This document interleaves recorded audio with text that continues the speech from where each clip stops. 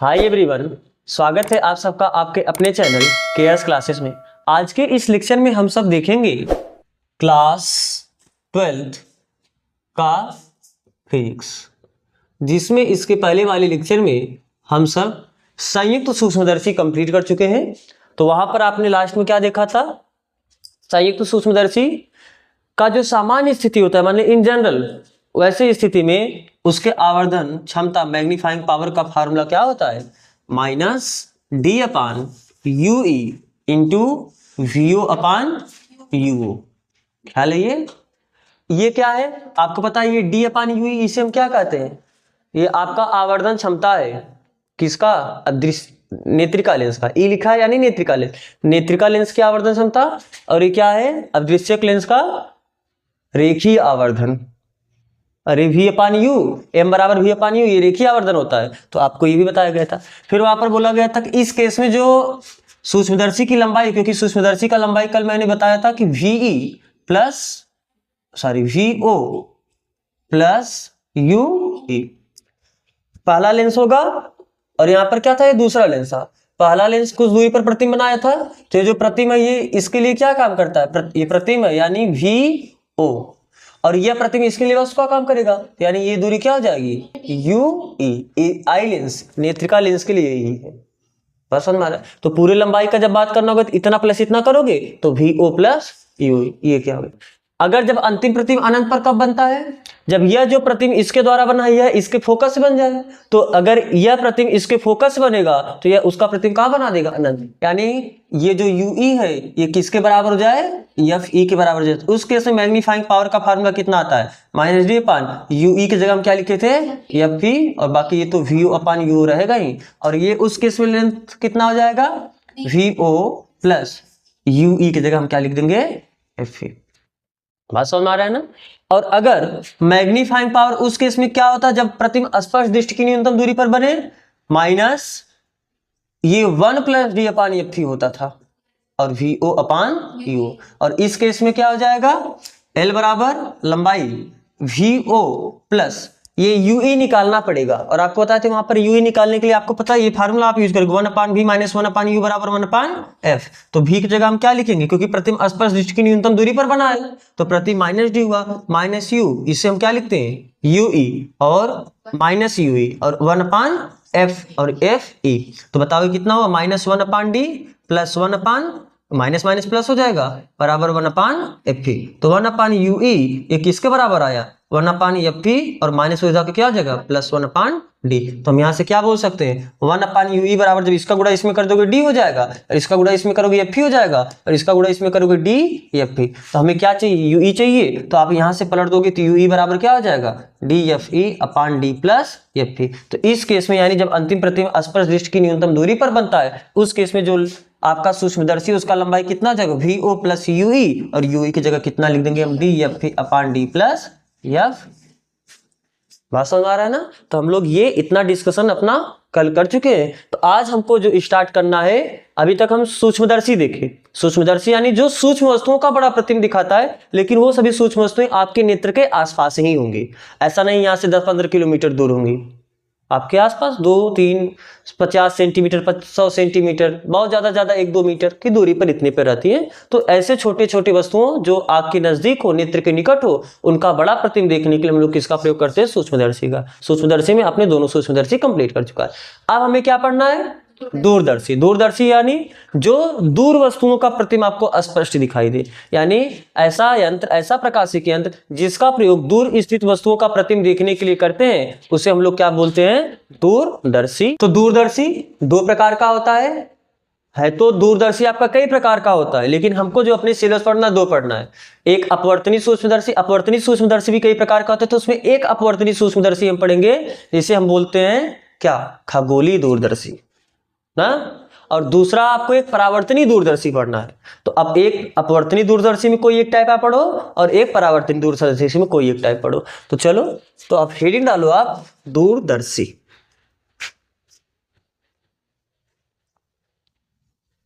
दूरदर्शी क्या होता है? दूरदर्शी लिखो। यह एक ऐसा प्रकाशिक यंत्र है, यह एक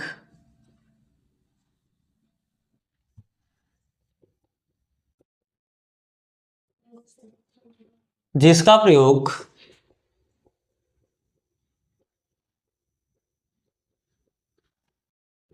दूर स्थित वस्तुओं का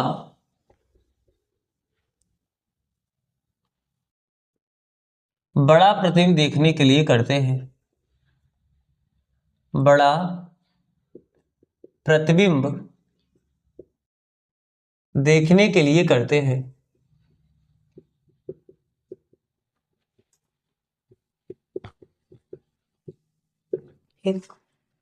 अब इसमें आप पहला हेडिंग डालो, खगोलीय दूरदर्शी। खगोलीय दूरदर्शी, हम इसे अपवर्तनी दूरदर्शी ही बोलेंगे। वास्तव में अपवर्तनी दूरदर्शी का एक प्रकार है, ठीक है। तो हेडिंग डालो, खगोलीय दूरदर्शी, अपवर्तनी दूरदर्शी। वही है जो आपका दूरदर्शी काम करता है, वही काम आपका खगोलीय दूरदर्शी भी करता है, उसी का तो एक प्रकार है। तो यानी यह एक ऐसा प्रकाशिक यंत्र है जो दूर स्थित वस्तु, जैसे दूर स्थित वस्तु का मतलब क्या है, चंद्रमा, तारे, नक्षत्र, इन सब का क्या करता है, इन सब का आपके आंख पर बड़ा प्रतिबिंब बनाता है, यानी बड़ा दर्शन कोण बनाता है, जिससे इन सब का आपके आंख पर बड़ा प्रतिबिंब बनता है, ठीक है। तो आप लिखना है तो एक लाइन लिख सकते हो कि यह एक ऐसा प्रकाशिक यंत्र है, यह एक ऐसा प्रकाशिक यंत्र है, यह एक ऐसा प्रकाशिक यंत्र है जो कि दूर स्थित वस्तुओं, दूर स्थित वस्तुओं जैसे चंद्रमा, ग्रह, नक्षत्र आदि का आंख पर बड़ा दर्शन कोण बनाता है, बड़ा दर्शन कोण बनाता है, जिससे वस्तुओं का आंख पर बड़ा प्रतिबिंब बने, बड़ा प्रतिबिंब बने। और जब आंख पर बड़ा प्रतिबिंब बनेगा तो सीधी सीधा से उनका आपको बड़ा दिखाई देगा। यानी अब चंद्रमा जितना बड़ा उतना बड़ा बड़ा आपको दिखाई देगा, ऐसा तो नहीं होगा ना। अभी आपको जितना बड़ा दिखता है उससे बड़ा और थोड़ा उससे ज्यादा क्लियर दिखाई देगा, ठीक है। अब चंद्रमा उतना बड़ा देखने के लिए आपको तो बहुत बड़ा होना पड़ेगा। चलो, तो फिर हम लोग वही स्टेप को फॉलो करते हैं। आपने जो कल सरल सूक्ष्मदर्शी लिखा, सॉरी संयुक्त सूक्ष्मदर्शी लिखा था, उसमें सबसे पहला हेडिंग क्या पढ़ा था, सिद्धांत ना। तो सिद्धांत क्या होता है, सिद्धांत में आप क्या लिखते हो, कहां रखे वस्तु का प्रतिबिंब कहां बनता है, यही आप लिखते हो। तो अब आप हेडिंग डालो सिद्धांत। तो वही सिद्धांत में आपको वही लिखना होगा कि कहां प्रतिबिंब कहां बनता है। अब एक चीज थोड़ा आप जानो, अभी तक आप क्या पढ़े हो कि मुख्य अक्ष के समांतर चलने वाली प्रकाश किरण एक दूसरे को कहां काटती है, द्वितीय फोकस पर या फोकस पर काटती है। एक चीज और आज जान लो, जैसे ध्यान से इस बात को देखना, मान लो ये आपका क्या है, एक उत्तल लेंस है। अगर प्रकाश किरण मुख्य अक्ष के समांतर चलेगी तो एक दूसरे को कहां काटेगी, फोकस पर काटेगी या द्वितीय फोकस पर काटेगी, आप बोल सकते हो। लेकिन अगर दो प्रकाश किरण एक दूसरे के मतलब एक दूसरे के समांतर हो, यानी वो मुख्य अक्ष के समांतर नहीं है, जैसे देखो ये आपका मुख्य अक्ष है ना, तो प्रकाश किरण, दो प्रकाश किरण हम ले रहे हैं इस तरीके से, ध्यान से देखो। तो ये क्या मुख्य अक्ष के समांतर है, मुख्य अक्ष तो ये इसके समांतर तो ही नहीं है, तो यानी ये मुख्य अक्ष के समांतर नहीं है, लेकिन ये एक दूसरे के समांतर है।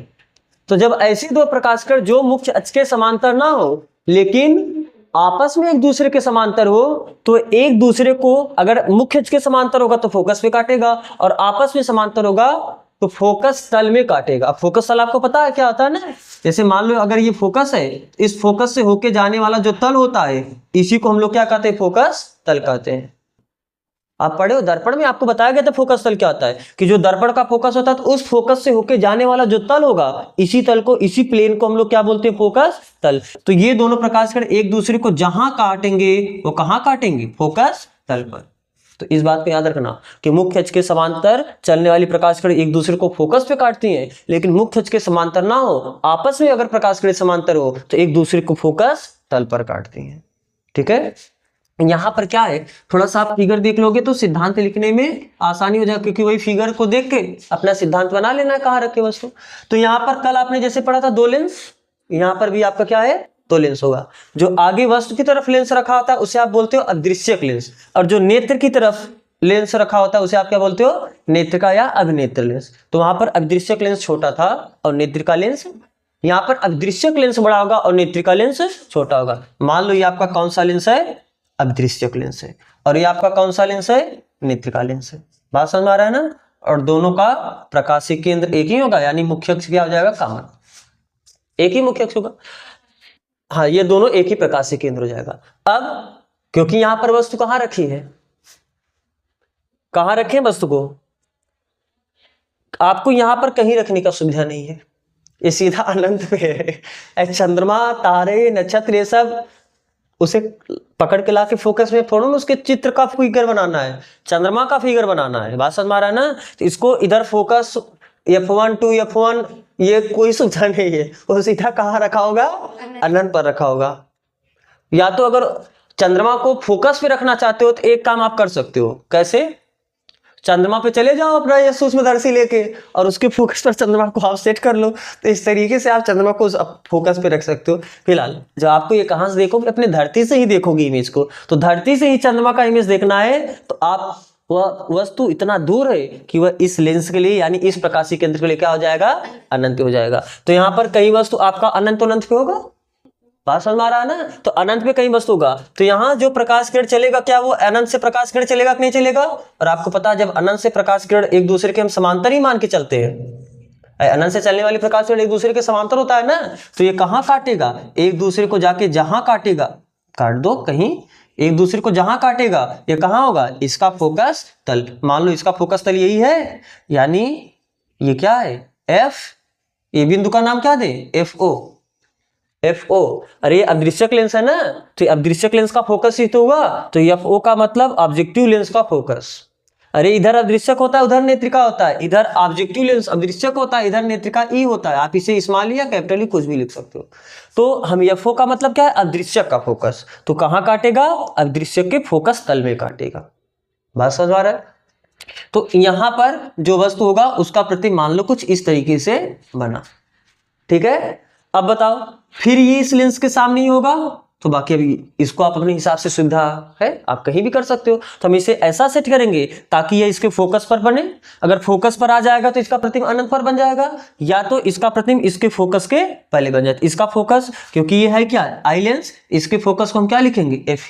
तो हमारा प्रयास क्या रहेगा कि इसके द्वारा जो प्रतिबिंब बना यह प्रतिबिंब इसके फोकस के पहले आ जाए। तो मान लो इसका फोकस कहीं यहां पर है, F। बात समझ आ रहा है ना। तो अब ये जो प्रतिबिंब बना इसके फोकस के पहले, क्योंकि आपको पता है जब कोई वस्तु किसी लेंस के यानी उत्तल लेंस के फोकस और प्रकाशीय केंद्र के बीच में आता है तो उसका सीधा बड़ा आभासी प्रतिबिंब बनता है। तो अगर यह मान लो ऐसा आपने सेटअप कर दिया कि इसका फोकस यहाँ पर है और यह क्या हुआ, यहाँ पर मान लो F1 है, यहाँ पर 2F1 है, तो यह 2F1 और अनंत के बीच में आ जाएगा, तो इसका तो प्रतिबिंब और छोटा बन जाएगा। हमें बड़ा प्रतिबिंब चाहिए ना, तो बड़ा प्रतिबिंब बनाने के लिए आप क्या करोगे, ऐसा सेटअप करोगे कि यह जो इसका इमेज बने, मतलब यह इमेज कहाँ आ जाए, इसके फोकस और प्रकाशीय केंद्र के बीच में। तो अब इसीलिए हम क्या करेंगे, ऐसा प्रयास करेंगे कि इसका फोकस इधर हो, इनके बीच में इमेज बने। फिर अब क्या होगा, इसका इमेज मुख्य के समांतर चलने वाली प्रकाश किरण आपको पता है ना, प्रकाश फोकस से होके जाएगा और जो प्रकाशीय केंद्र से होके जाएगा वो क्या होगा, बिना विचलित हुए सीधे निकल जाएगी। तो ये दोनों प्रकाश किरण फैलता हुआ नजर आ रहा है, तो पीछे बढ़ाओगे एक दूसरे को कहीं काटेगा, वही क्या हो जाएगा, इसका इमेज हो जाएगा। तो फिलहाल इसका हमें सिद्धांत लिखना है। तो सिद्धांत में क्या हुआ, यहाँ का प्रतिबिंब यहाँ बना, यानी यदि प्रकाश किरणें कहाँ से चले, अनंत से चले तो एक दूसरे को, मतलब अगर प्रकाश किरणें एक दूसरे के समांतर हो तो एक दूसरे को कहाँ काटती हैं? फोकस तल पर। ये पहला बात हुआ। और दूसरा बात ये लिखना है क्या? फोकस और प्रकाशीय केंद्र में रखी वस्तु का प्रतिबिंब बड़ा, आभासी तथा सीधा बनता है। और कहाँ बनता है? अब फोकस के बाद कहीं बन जाएगा उसके आगे। तो सिद्धांत में यही लिखना होता है कि कहां पर वस्तु रखा है तो उसका प्रतिबिंब कैसा और कहां बनता है, यही सब आपको सिद्धांत में लिखना होता है। तो चलो फिर लिखो इसका सिद्धांत कि एक दूसरे के समांतर चल रही प्रकाश की किरणें, एक दूसरे के समांतर चल रही प्रकाश की किरणें, हमें फिगर मिटा दें क्योंकि इस फिगर का भी आपको कोई काम नहीं है, केवल सिद्धांत समझाने के लिए बनाया था। अभी इस फिगर को हम अच्छे से बाद में बनाएंगे पूरा। एक दूसरे के समांतर चल रही प्रकाश की किरणें एक दूसरे को कहां काटती हैं? फोकस तल में, फोकस तल पर काटती। ये तो पहले अपदृश्यक के लिए हुआ। और नेत्रिका के लेंस, नेत्रिका लेंस के लिए क्या लिखोगे? फोकस के पहले यदि कोई वस्तु स्थित होगा तो यदि कोई वस्तु उत्तल लेंस के फोकस तथा प्रकाशीय केंद्र के बीच स्थित है, प्रकाशीय केंद्र के बीच स्थित है तो उसका प्रतिबिंब कैसा बनता है? बड़ा, सीधा तथा आभासी प्रतिबिंब बनता है।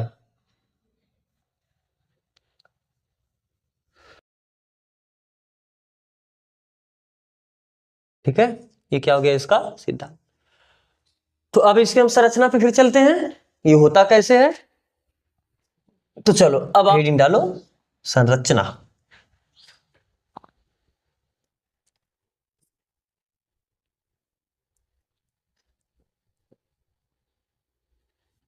कल का संरचना याद है?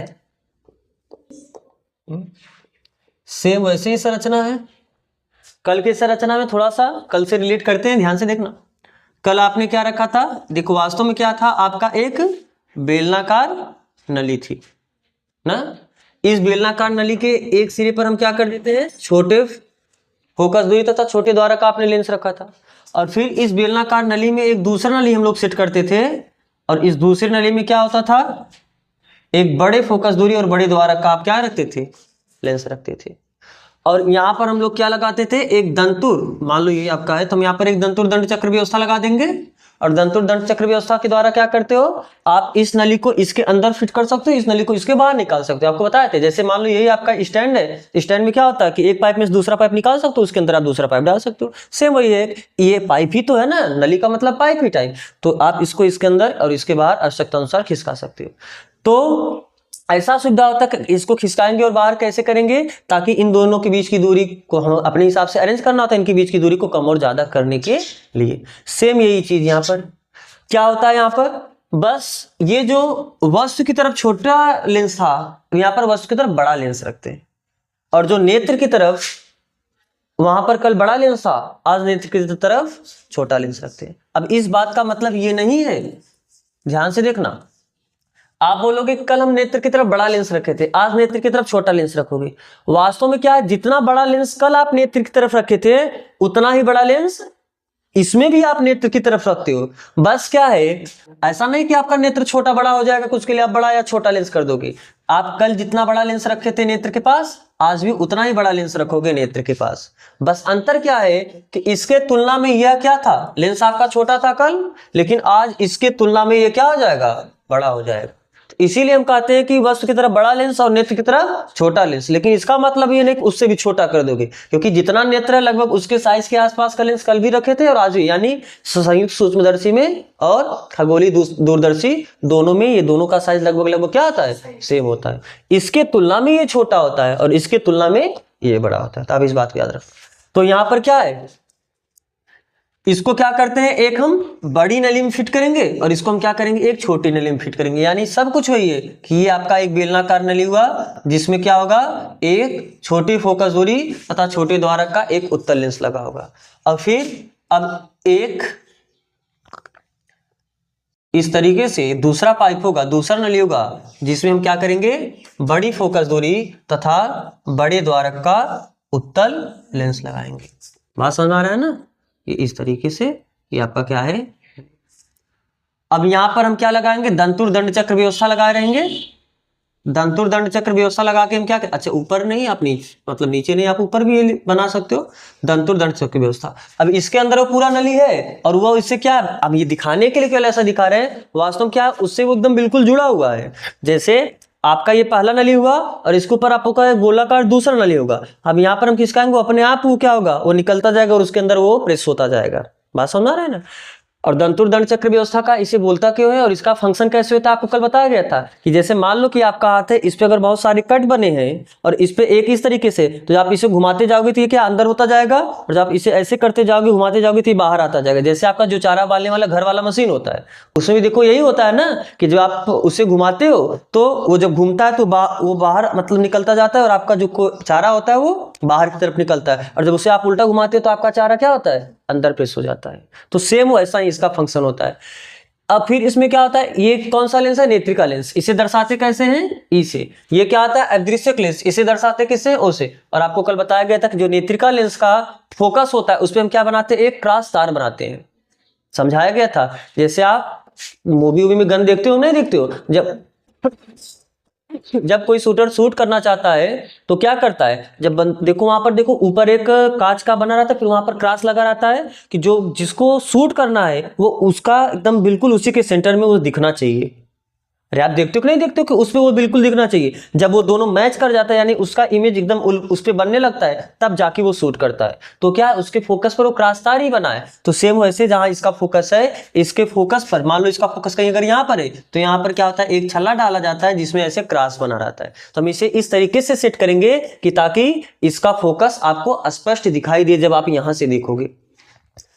इधर वस्तु रहेगा, ये वस्तु की डायरेक्शन में रहेगा और ये आपके नेत्र के डायरेक्शन में रहेगा। जो आप यहां से देखोगे तो आपको क्रॉस तार भी स्पष्ट दिखाई देना चाहिए। तो हम लोग क्या करते हैं कि जो नेत्रिका लेंस का फोकस दूरी होता है वहां पर हम एक क्रॉस तार बना देते हैं। हम फिगर में क्रॉस तार नहीं बनाते हैं, आप समझते रहना। इसके अंदर जो नली है उसके अंदर ही क्रॉस तार बना रहेगा कि जैसे मान लो यही नली है ना और ऐसे नली आपका बाहर आया है और यहाँ पर बाहर आपका एक लेंस लगा हुआ है। जो आप लेंस से इसे देखोगे वो क्रॉस तार आपको स्पष्ट दिखाई देना चाहिए। लेकिन अभी फिगर बाहर से देख रहे हैं तो बाहर से देखोगे तो क्रॉस तार उस नली के अंदर है ना, तो आपको बाहर से वो फिगर नहीं दिखेगा। तो हम बाहर से स्ट्रक्चर देख रहे हैं इसलिए हम ऐसा बनाते हैं।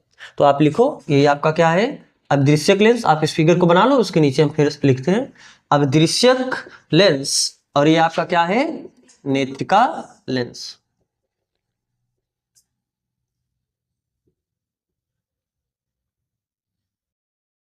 अब आप संरचना लिखो, ये देख के आपको ये फिगर देख के लिखना है कि इसमें क्या होता है, एक बेलनाकार नली होती है, इसमें एक बेलनाकार नली होती है,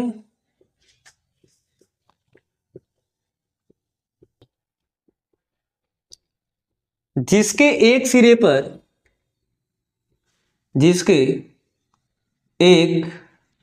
सिरे पर बड़ी फोकस दूरी, बड़ी ना बोल के अधिक बोलो, ज्यादा अच्छा वर्ड है ना, अधिक फोकस दूरी, अधिक फोकस दूरी तथा बड़े द्वारक का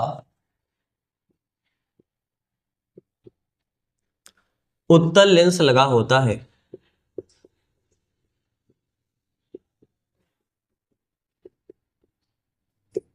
उत्तल लेंस लगा होता है तथा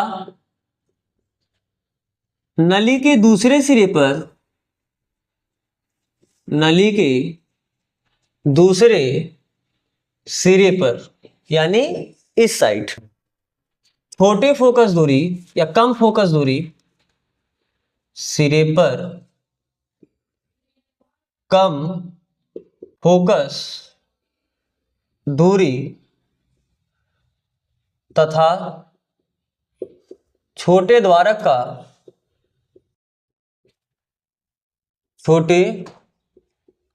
का उत्तल लेंस लगा होता है। ठीक है, ये तो आपने इन दोनों लेंसों के बारे में बता दिया कि नली के एक सिरे पर बड़े फोकस दूरी बड़े द्वारक का एक लेंस होता है। एक चीज मिस हो गया यहाँ पर, आपको लिखना चाहिए था, जिसे अदृश्यक लेंस कहते हैं ना। चलो फिलहाल तो अगर आपके पास स्पेस हो तो आप लिख लो, होता है यहीं पर, आप स्पेस हो तो लिख लो, जिसे अदृश्यक लेंस कहते हैं। अदृश्यक लेंस कहते हैं ना। लेंस लगा होता है जिसे नेत्रिका लेंस या अभिनेत्र लेंस कहते हैं। दूसरे में क्या लिखना है, जिसे नेत्रिका, कोष्ठक में आप लिख लेना अभिनेत्र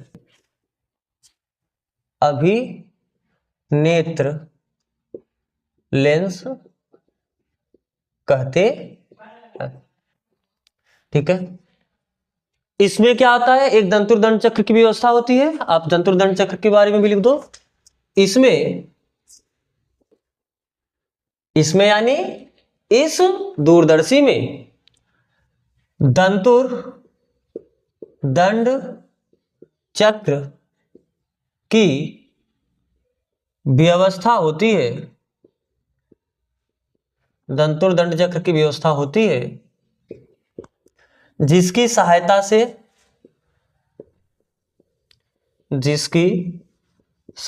से छोटी नली को बड़ी नली के अंदर आगे पीछे खिसकाया जा सकता है। जिसकी सहायता से छोटी नली को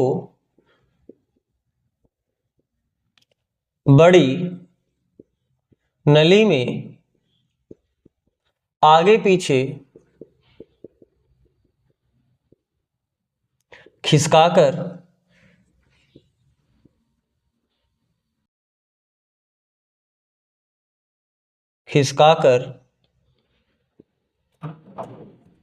दोनों लेंसों के बीच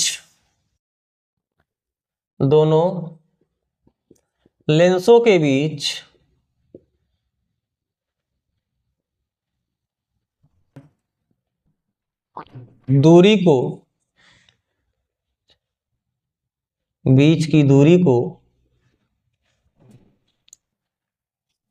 परिवर्तित किया जा सकता है।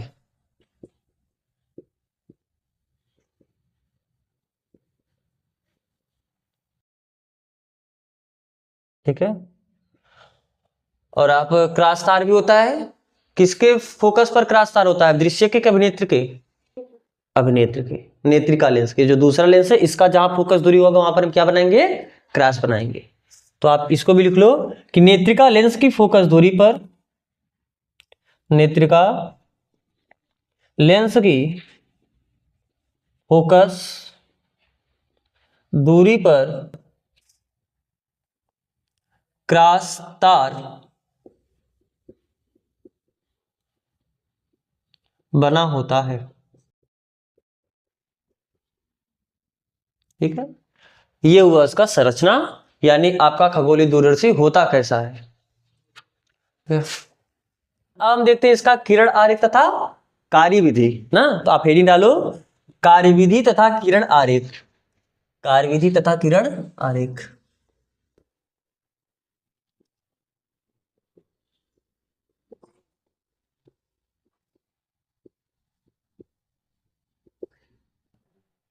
तो ये आपका कौन सा लेंस हुआ, अदृश्यक लेंस हुआ। थोड़ा लेंस अपने हिसाब से बनाना, बन गया मेरा जैसे।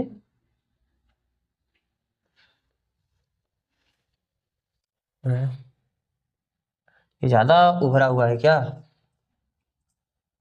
ठीक है, अब चलो, ये आपका अदृश्यक लेंस हुआ।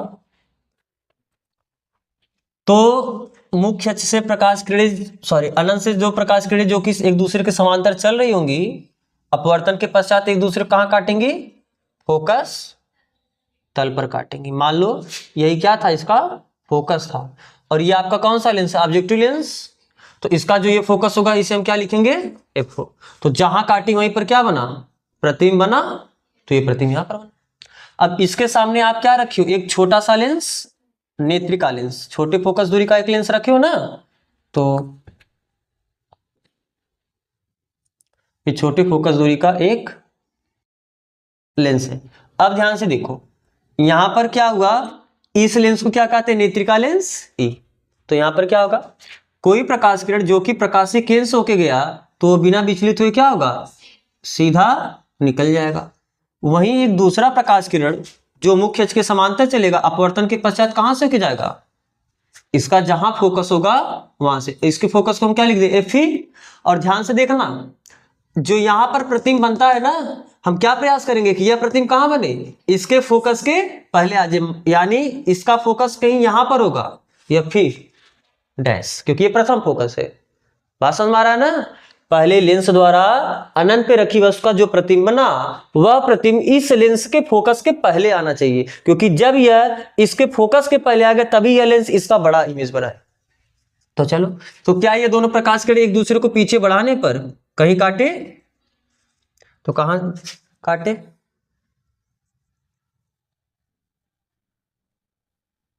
ठीक है, लगभग समझ लो, थोड़ा सीधा आप अपने हिसाब से।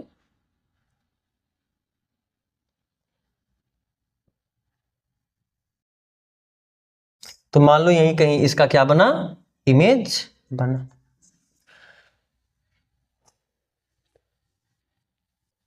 चलो इसे हम क्या बोल देते हैं, ए बी, और इसे क्या बोलते थे फिर, ए डैश बी डैश। इसकी ऊंचाई को हमने क्या बोला, एच डैश। और इसके, चलो एक काम करते हैं, हम इसे ए डैश बी डैश ही बोल देते हैं। ए बी कहीं आपका वस्तु रहा होगा, उसे दर्शाते नहीं है, ए बी कहीं वस्तु रहा होगा, इसका प्रतिबिंब बना क्या, ए डैश बी डैश, और ये क्या हो जाएगा, A double dash B double dash, ठीक है। तो जो प्रतिबिंब का पहले लेंस से जो प्रतिबिंब बना उसकी ऊंचाई को एच डैश बोलते हैं, और जो यहां पर प्रतिबिंब बना इसकी ऊंचाई को एच डबल डैश बोलते। तो आप ये भी बना लेना कि जैसे इस तरीके से आपका किरण चला और ये एक दूसरे को कहां काटा, यहां पर काटा। जो प्रकाशीय केंद्र से होकर प्रकाश गया वो सीधा निकल गया, और जो मुख्य अक्ष के समांतर चला वो अपवर्तन के पश्चात फोकस से होकर चला गया। तो क्या अब इसके बारे में आप लिख सकते हो कि नहीं लिख सकते हो, अरे अब आप दो के बारे में लिख चुके हो ना, अब इसमें लिख सकते हो क्या, हम देखो बोल दे रहे हैं एक बार, आप लोग अब लिख सकते हो इसे कैसे। माना दो प्रकाश किरणें जो एक दूसरे के समांतर अनंत से चल रही हैं, अपवर्तन के पश्चात एक दूसरे को कहां काटती हैं, फोकस तल पर। देखो ये फोकस तल है ना, अरे ये देखो फोकस है, तो फोकस से होके जाने जो वाले जो तल होता है उसी को आप फोकस तल काटते हैं, तो एक दूसरे को फोकस तल पर काटती है। अतः वस्तु का अदृश्यक लेंस द्वारा प्रतिबिंब माना ए डैश बी डैश बनता है। अब यह प्रतिबिंब, यह जो इस वस्तु के द्वारा प्रतिबिंब बना है, यह प्रतिबिंब नेत्रिका लेंस के लिए किसका कार्य करेगा, वस्तु का कार्य करता है। फिर वस्तु के शीर्ष बी डैश से मुख्य अक्ष के समांतर चलने वाली प्रकाश किरण अपवर्तन के पश्चात फोकस से होकर जाती है, वहीं वस्तु के शीर्ष बी डैश से मुख्य प्रकाशीय केंद्र से होकर जाने वाला प्रकाश किरण विचलित हुए बिना सीधे निकल जाती है। ये दोनों प्रकाश किरण एक दूसरे को पीछे बढ़ाने पर बी डैश पर बी डबल डैश पर काटती है। अतः वस्तु ए डैश बी डैश का प्रतिबिंब A double dash B double dash चित्रानुसार प्राप्त होता है। क्या आप इतना लिख सकते हो, नहीं लिख सकते हो, तो अगर आप इतना लिख लोगे तो ये आपका कार्यविधि हो गया। बस हमें एक हेडिंग और करना है, क्या, प्रकाशिक आपका आवर्धन क्षमता, यानी आवर्धन क्षमता का जो दूसरा नाम वो क्या है, कोणीय आवर्धन। डालो कोणीय आवर्धन या आवर्धन क्षमता, आवर्धन क्षमता, इसी का दूसरा नाम है कोणीय आवर्धन। आपको पता है क्या होता है आवर्धन क्षमता, magnifying power theta upon theta not. इसे मान लेते समीकरण नंबर। तो थीटा क्या होता है, लेंस यानी प्रकाशिक यंत्र लगाने के बाद आंख पर बना दर्शन कोण, और थीटा नॉट क्या होता है, बिना प्रकाशिक यंत्र के आंख पर बना दर्शन कोण। तो अब जब प्रकाशिक यंत्र लगाए तो आपका आंख होगा क्या, इधर साइड आप आंख भी बना लेना, आप नेत्र अपने हिसाब से जितना अच्छा बना सको उतना अच्छा से आप नेत्र बनाना। तो मान लो मेरा ये नेत्र हो गया। अब ध्यान से देखो, तो आपका आंख उधर ही रहेगा क्योंकि आप, ये नेत्रिका लेंस है ना, नेत्रिका लेंस मतलब जिस साइड आपका आंख उधर ही आप लगा के अपना आंख देखते हो। तो ये अंतिम प्रतिम है। अंतिम प्रतिम द्वारा आंख पर कितना कोण बनेगा? ध्यान देखो, ये प्रतिम आंख पे आपके आंख पर ये कोण बनाएगा नहीं बनाएगा? अरे जो ये कोण बनेगा ये तो आपके आंख पर कोण बना, शीर्ष अभिमुख कोण सदैव क्या होता है? बराबर होता है। तो आपके आंख पर ये कोण बना किसके द्वारा? प्रकाशिक यंत्र लगाने के बाद अंतिम प्रतिम द्वारा। तो यहां से क्या मिलेगा आपको? थीटा। तो बताओ, क्योंकि थीटा बराबर क्या हो जाएगा? थीटा बराबर क्या हो जाएगा? यहां पर थीटा आपका tan थीटा के बराबर होता है, तो tan थीटा लंब बटे आधार, तो कोण के सामने लंब होगा, यानी ये लंब आपका क्या हुआ? h डैश, लेकिन नीचे है तो माइनस h डैश अपान ये दूरी। यहां पर अभी हमने एक दूरी आप ये बना लेना, ये पर आप फिगर में ही दर्शा लो। ये क्या है? प्रतिम है, ये प्रतिम की दूरी है किस लेंस से? अदृश्यक लेंस से। तो अदृश्यक लेंस से जो प्रतिम की दूरी होती है उसे हम क्या दर्शाते हैं? VO। VO का मतलब ऑब्जेक्टिव लेंस के लिए इमेज का पोजीशन ही हो गया, यह इमेज का पोजीशन, इसके लिए वस्तु का कार्य कर रहा है, यानी ये वस्तु की दूरी हुई, यानी ये जो दूरी हो जाएगी U, लेकिन E के लिए। और ये आपका क्या प्रतिम है किसके लिए? इसके लिए। तो ये क्या आ जाएगा? प्रतिम की स्थिति यानी VE। बात समझ में आ रहा है? तो अब बताओ, tan थीटा बराबर कितना हुआ? लंब, लंब आपका h डैश है और बटे आधार, आधार आपका यही है, और ये दूरी है कितना? UE, लेकिन ये इस साइड है, इसे हम क्या लिखेंगे? माइनस UE, यानी थीटा बराबर माइनस माइनस कैंसिल हुआ, h डैश अपान UE। इसे मान लेते हैं समीकरण नंबर 2 ना। समीकरण नंबर क्या मानते हैं? 2। फिर उसके बाद आपको थीटा नॉट निकालना है। थीटा नॉट मतलब, थीटा नॉट क्या होता है? बिना प्रकाशिक यंत्र लगाए आंख पर बना दर्शन कोण, लेकिन जबकि वस्तु कहां स्थित हो? स्पष्ट दृष्टि की न्यूनतम, यानी लगभग 25 सेंटीमीटर पे स्थित हो। अब बताओ, कैसे चंद्रमा और तारे नक्षत्र ग्रह आपके आंख से 25 सेंटीमीटर पे आ सकते हैं? संभव है कि चंद्रमा और आंख ये सब 25 सेंटीमीटर की दूरी पर लाके देख लोगे उसे आप? अब जो सरल सूक्ष्मदर्शी था वहां पर जो वस्तु था उसे आप अपने 25 सेंटीमीटर की दूरी पर रख के दर्शन कोण माप लेते थे, लेकिन अब चंद्रमा तो ऐसा है नहीं कि लाके ऐसे रख के आप दर्शन कोण माप लोगे। तो इसके लिए क्या करना पड़ेगा? ध्यान से देखो, अपने आंख को, क्योंकि वस्तु लगभग यही इधर ही वस्तु है ना, तो यहां पर जो आपके आंख पर दर्शन कोण बना, यहां पर अपने आंख को लाके रखो, तो यहां पर जो कोण बनेगा यानी ये कोण, बात समझ में आ रहा है ना? ये जो कोण होगा इसी कोण को हम क्या बोलेंगे? Theta naught. यानी अब यहां पर क्योंकि स्पर्श दृष्टि की न्यूनतम दूरी नहीं है, अब वस्तु बहुत दूर है, तो वस्तु के द्वारा आपके आंख पर जो कोण बनेगा वो क्या होगा?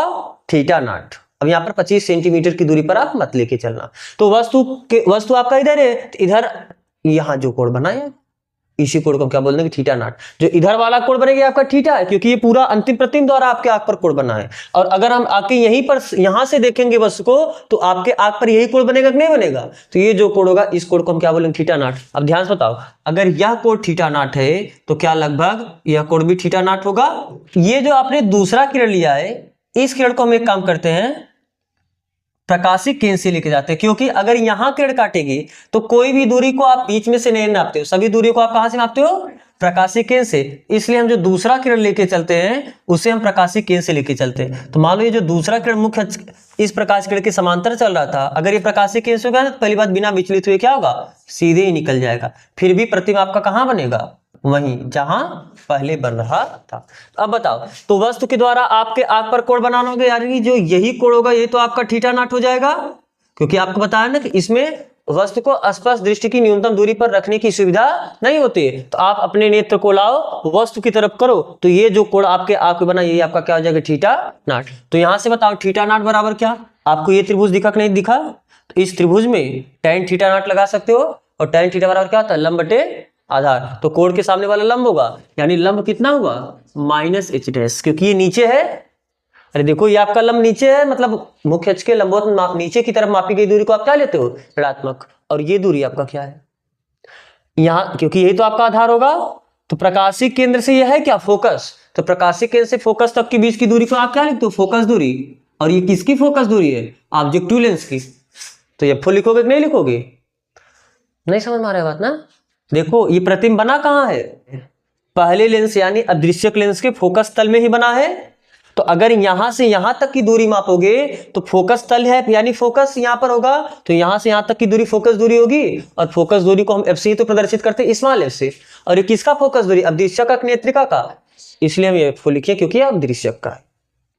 तो अब बताओ, ये मान लो आपका समीकरण क्या हो गया 3। तो ये दोनों मान यानी थीटा और थीटा नॉट का मान ले जाके कहां रख दो? पहले समीकरण में, तो आपको मैग्नीफाइंग पावर मिल जाएगा। तो दिस इंप्लाइज दैट, या आप लिख सकते हो क्या, समीकरण 1, 2 और 3 से, समीकरण 1, 2 और 3 से क्या हो जाएगा? मैग्नीफाइंग पावर ये बराबर होगा थीटा, थीटा का वैल्यू क्या है? H dash upon U E upon theta naught, theta naught का वैल्यू कितना है? Minus H dash upon F O. तो एच डैश तो एच डैश से कैंसिल हुआ, तो कितना हो? माइनस एफ ओ ऊपर चला गया, एफ ओ अपान यू ई। बात समझ में आ रहा है? तो यहां पर जो सामान्य स्थिति होती है, इस केस में आपका मैग्नीफाइंग पावर कितना आया? Minus F O upon U ई। ये फार्मूला हो गया आपका। कल कितना आया था सरल संयुक्त सूक्ष्मदर्शी में? संयुक्त सूक्ष्मदर्शी में कितना आया था? डी अपान यूई माइनस डी अपान यूई इंटू वीओ अपान यूओ। याद रखो ना, आपको अभी न्यूमेरिकल चलेगा तो न्यूमेरिकल चारों पांचों मिलेगा, तो आपको सबका अलग अलग फार्मूला याद रखना पड़ेगा। तो ये हुआ सामान्य स्थिति में यानी इन जनरल केस में। अब आप सभी में क्या करते हो? दो विशेष स्थितियां पढ़ते हो। पहला स्थिति जब अंतिम प्रतिबिंब कहां पर बने? अनंत पर। और दूसरी स्थिति जब अंतिम प्रतिबिंब कहां बने? स्पष्ट दृष्टि की न्यूनतम दूरी पर। तो पहले आप ये फिगर हम चलो यहां पर लिखते हैं, आप हेडिंग डालो इसमें क्या? विशेष स्थिति। तो विशेष स्थिति में पहली स्थिति हेडिंग डालो, मतलब पहला स्थिति क्या होगा? जब अंतिम प्रतिबिंब कहां बने? अंतिम प्रतिबिंब अनंत पर बने, अनंत पर बने। और जब अंतिम प्रतिबिंब अनंत पर कब बनेगा? अंतिम प्रतिबिंब यानी ये बना किसके द्वारा? इसके द्वारा। तो ये प्रतिबिंब अनंत पर कब बनेगा? जब, अच्छा ये प्रतिबिंब है किसका? इस वस्तु का। तो जब यह वस्तु इसके फोकस पे आ जाए तभी तो यह इसका प्रतिबिंब अनंत पर बनाएगा। यानी हम ये जो दूरी ले रहे हैं यूई, यानी इस लेंस से इस वस्तु की दूरी ये किसके बराबर हो जाए? इसके फोकस दूरी के ही बराबर हो जाए। यानी जो यूई है ये किसके बराबर हो जाए? एफ की। तो इस केस में जो आपका मैग्नीफाइंग पावर आ जाएगा एमपी, वो क्या हो जाएगा? माइनस एफ ओ अपान जो यूई था वहां पर क्या हो जाएगा? F P. तो मैग्नीफाइंग पावर कितना आया? Minus F O upon F P. अच्छा आप लेंथ भी बताते चलो। सामान्य स्थिति में सूक्ष्मदर्शी का, सॉरी ये जो खगोलीय दूरदर्शी, इसका लंबाई कितना होगा? आपको बताया गया है कोई प्रकाशीय यंत्र उसका लंबाई क्या होता है? अब दृश्यक और नेत्रिका लेंस की जो बीच की दूरी होती है उसी को हम क्या बोलते हैं? सूक्ष्मदर्शी की, दूरदर्शी की लंबाई बोलते हैं। तो एक लेंस ये है, एक लेंस ये, इनके बीच की दूरी क्या होगी? इतना प्लस इतना।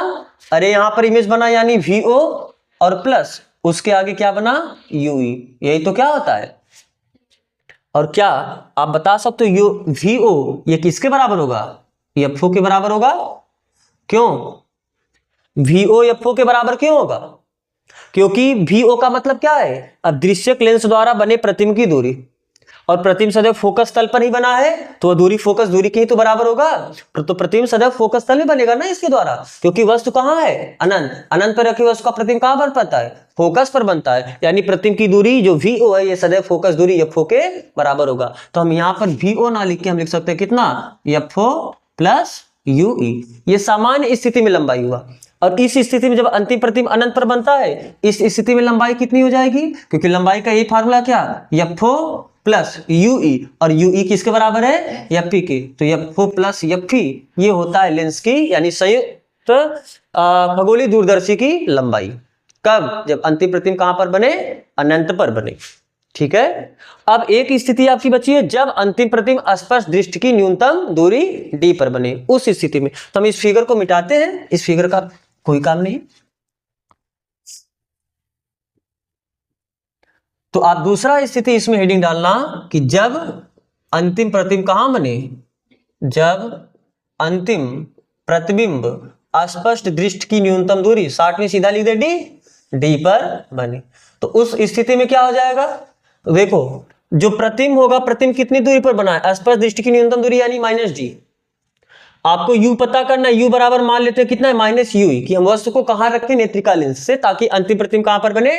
डी पर। और जो फोकस दूरी होगा इसे तो आप एफ ही लोगे ही, तो फार्मूला जानते हो, चूंकि 1/v माइनस 1/u बराबर 1/f, तो 1/v, v का वैल्यू कितना है -d, -1/u, u का वैल्यू कितना है -ue बराबर 1/fe, तो -1/d minus minus plus 1/ue बराबर 1/fe। हमें चाहिए क्या, फार्मूला क्या है आवर्धन क्षमता का, -f/ue, मतलब 1/ue को छोड़ो एक तरफ और बाकी इसी ले जाओ दूसरी तरफ, यानी 1/fe प्लस 1/d। तो 1/ue, क्योंकि हमें क्या चाहिए -f/, तो केवल आप FO का हम ऊपर गुणा कर देते, FO/UE मिल जाएगा, नहीं मिल जाएगा। हम क्या करते हैं, FO का इधर भी गुणा करते हैं, FO का हम इधर भी गुणा करते हैं और FO का हम इधर भी गुणा करते हैं, तो कितना हो जाएगा FO/UE। इसे हम कैसे लिखेंगे, इतने को एक काम करो आप ऐसे लिख दो, चूंकि मैग्नीफाइंग पावर होता कितना है -FO/UE, तो यही तो है FO/UE। तो यहां से आप बोल सकते हो this implies that magnifying power आया कितना, माइनस है तो माइनस लगाएं, और FO/UE का वैल्यू यहां से देखो कितना है FO/FE प्लस FO/d।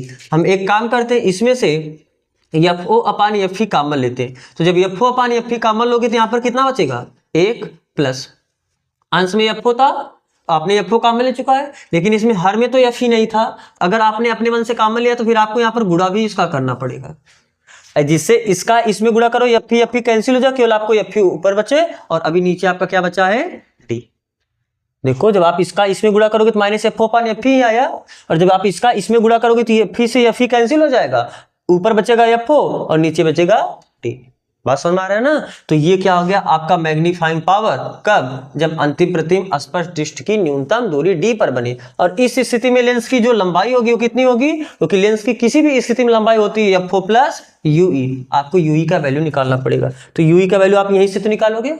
अरे देखो 1/UE बराबर आपको पता है ना, तो UE बराबर कितना हो जाएगा, जब इसका गुणा इसमें करोगे D प्लस FE, यानी FE plus D/FE into D, तो ये 1/UE का वैल्यू है। हमको UE का वैल्यू चाहिए तो आप इधर पलट दो तो इधर पलट जाएगा, यानी कितना आ जाएगा FED/FE प्लस D। बात समझ आ रहा है ना। तो ये आपका क्या हुआ, तीनों स्थितियों में मैग्नीफाइंग पावर और सूक्ष्मदर्शी दूरदर्शी की लंबाई। ठीक है, तो आप इसे कॉपी करो। तो आपका ये दूरदर्शी यहां पर खत्म हुआ। अब हम लोग का एक दूरदर्शी बचा है, कौन सा, खगोलीय दूरदर्शी, सॉरी परावर्तनीय दूरदर्शी। हमने एक अपवर्तनीय दूरदर्शी देख लिया है, अब एक आपका परावर्तनीय दूरदर्शी बचा है, तो उसे हम करते हैं फिर अगले लेक्चर में। ठीक है, तो आज यहां तक बस करते हैं। तो यहां तक जुड़ने के लिए आप सबका बहुत बहुत धन्यवाद।